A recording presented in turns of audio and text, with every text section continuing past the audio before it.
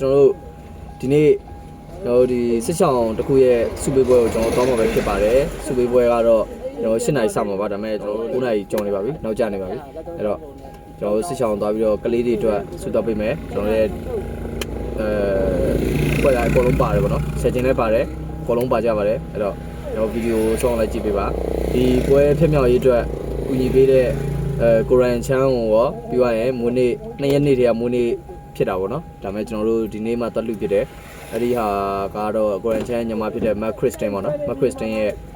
မွေးနေ့ပါအဲ့တော့ကျွန်တော်အဲ့ဒီမွေးနေ့ရောကိုရန်ချမ်းအတူရောကျွန်တော်ပေါင်းပြီးတော့ဒီနေ့သွားပြီးတော့ဆုတောင်းပေးမှာဖြစ်ပါတယ်အဲ့တော့ကျွန်တော်ဗီဒီယိုဆောင်းလိုက်ကြည့်ပေးကြပါ